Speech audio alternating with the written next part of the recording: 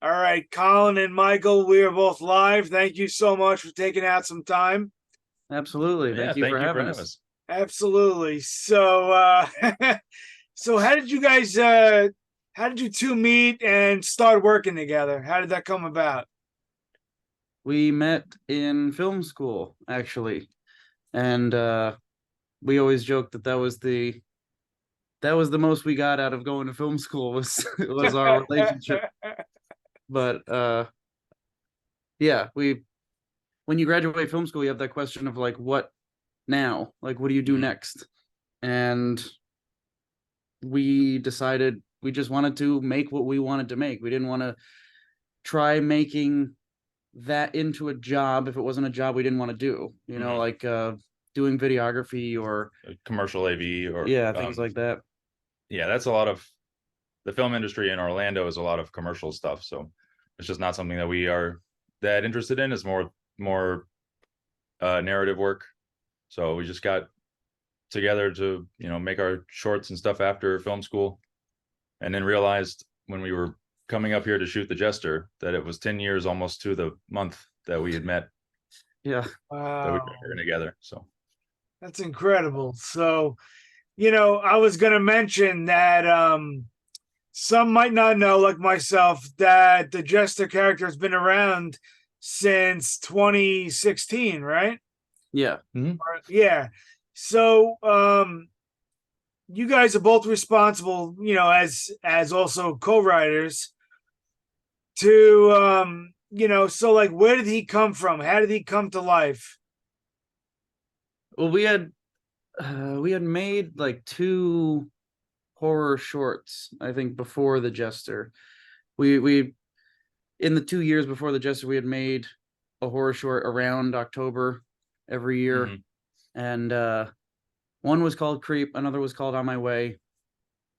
And they both kind of were populated with the same kind of like antagonists, which were like berserk maniac people in masks. And the reason we used the masks was because there were five of us. So depending on who was behind the camera at any given time, somebody else needed to be on camera. So that's why we had the mask, was to hide the fact that it was different actors a lot of the time playing the same characters. And we were going to do the same thing with the Jester, because the Jester can be anybody. It's not, you wouldn't be seeing the same faces over and over again. But we wanted to do something completely different from the previous two horror shorts that we had done. There was a lot of the same. It's just like, what if it's not like a maniac? What if it's somebody who is like calm and cool and collected and fully in control of any situation that he's in, and is always kind of like 3 steps ahead of you and loves what he does. And then we kind of built off of that. Yeah, and he has a motivation that we might, as the audience, not understand, but he knows what it is. He's not just crazy, manic on the street. Right. Oh yeah, no. Like I said, I saw the film. I got introduced to it because I actually interviewed Eduardo Sanchez. Yeah. Okay. I've heard of him. So and he's the one. He's like, yeah, man, I got this movie that,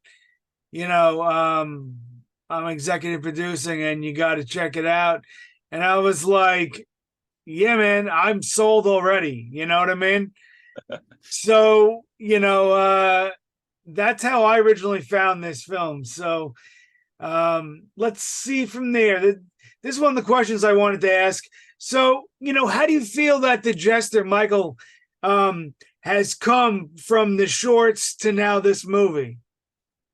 I think the way we used him in the feature is a good homage to how we used him in the shorts. It's like a proper like sort of graduation from the short films that we would just post on the internet to stepping into like the big leagues with this feature. I think we were able to capture the just like whimsy of him that was in the shorts and bring it into the feature. I think we got pretty close. That's awesome, man. I dig that.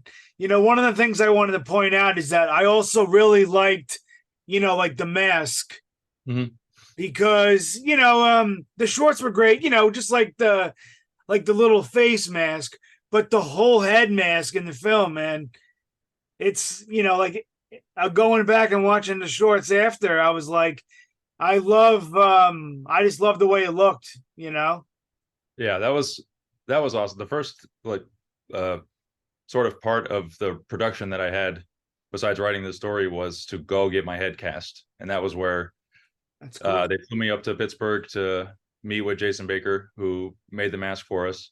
And it was just like, okay, this is real now. Standing in the airport in Pittsburgh, like, I'm gonna go get picked up and we're gonna make this is actually happening. It's And so exciting. yeah, we brought the mask from the shorts with us, and we would see the mask that Jason made, and then ours from the short, and held it up, and just was another one of those. This is the feature film version of this plastic mask that we had. It was a great evolution of it. So what would you say, this for either or, what would you say was your biggest challenge bringing this the movie to life from the shorts? I mean, the biggest challenge, let's see. I think it had to be, we had limited everything, right? We had limited resources all across the board, limited time, limited money, and we have never made a feature before. We've only made short films. So being kind of thrust into this opportunity of, you want to make a feature, let's make a feature. Great, yeah. Do you have an idea for what a Jester feature is? Nope, didn't have one.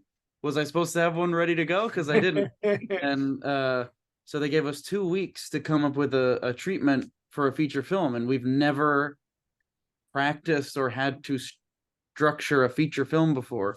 So it was kind of this like insane 2-week crash course on trying to figure out how to go from structuring feature films, which are kind of their own little unique, often their stories told kind of out of context a lot of the time, to a full like 3-act beginning, middle, and end 90-minute story. And I think we were both afraid that, oh, we're gonna make a 90-minute short film, like that's what it's gonna feel like. Okay. And so yeah, trying to learn how to write a feature for the first time was maybe the biggest challenge, or one of them at least. Sure, yeah, no, that's a big one, man, for sure. Michael, what do you what kind of what do you do to get into the character? You know what I mean? That's a pretty, creepy, way that he thinks and moves and everything. Like what do you do, man? I think part of what helps is wearing the mask limits the vision, limits my vision and hearing, so I can just kind of get into my own head. And it also is, it's a little bit like freeing in that I don't have to be, there's like, you lose insecurities being able to kind of shut everyone else out. So it's just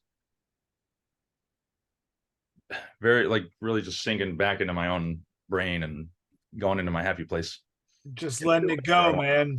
It's very freeing to get to hide away like that. That's awesome, man. Yeah, no, it definitely brought out a great performance, I gotta tell you. So it was a blast. So let's also talk about the score of the movie by, I can't pronounce the name because I'll mess it up horribly. So I'll let you guys do it. Yeah, Rafal. And it was quite effective into bringing some great suspense to the to the film. So let's talk about that if you can. Absolutely. I was so this was something that I was able to bring Mike from the shorts over to the feature, which was kind of a necessity for me. And any opportunity that I got to bring more of the shorts over to the feature, I jumped at that opportunity when I could. And Rafal was somebody that I was like, I don't see a reason why we shouldn't use him again. The score for the Jester in the shorts is one of the best aspects of those shorts, and I think it would have been foolish to not take that into the feature, and being able to allow Rafal, like, give him the freedom, like 90 minutes of room now rather than 10 minutes at a time, but 90 minutes of room to play and do different things, having different types of scenes rather than just a 10-minute creepy scene to play around in and see the different kind of dynamics and tone and things that he can bring to it. I mean, our two main sisters have their own themes that he came up with, along with the Jester's theme that he ported over from the shorts. I mean, that's awesome. Like, I'm just like, Rafal and I collaborate together, but I'm also just a huge fan of his work. So I was I just, as a fan, I was enjoying like getting the bits of score back that he would send, and just sit there with a big smile on my face listening to it. It's so cool. Yeah, no, it's a great score, man. I would pick that up on vinyl if it was really hint, hint. Just saying. Just saying, if you all have it, let me know, because that's that, I'm down for supporting that. And so being a fan now of this character, I've kind of been like absorbed with it in like the last week. That's all I've watched. So do you have any plans to continue the Jester in future films? I don't know if that's something you could talk about, but have you ever discussed it or whatnot? It's certainly been discussed. It's one of those things that is hard not to talk about, when going into something like this, making a feature based off of a character like this. Unfortunately, that decision is not up to us. I think for me, as a director, and I'm sure both of us as writers, we want the opportunity for a second chance always. And just to see, like, can we take this somewhere bigger and better and more cohesive? And I would love the opportunity to do that again, but it's all just, if the response to the film is big enough, then I think we'll get that opportunity again. Yeah, I mean, have you ever thought about like crowdfunding? That could be. Thought about it. Don't know too much about it, but yeah, it's I don't know. There's a lot of, everything's kind of up in the air right now. Yeah, Definitely. All right, cool. So listen, guys, I appreciate you taking out some time. This has been fantastic. And I want to get the word out about this film as much as I possibly can. Yeah. So the fact that you guys took some time means a lot to me. So thank you. thank you. All right, cool, guys. Have a great day.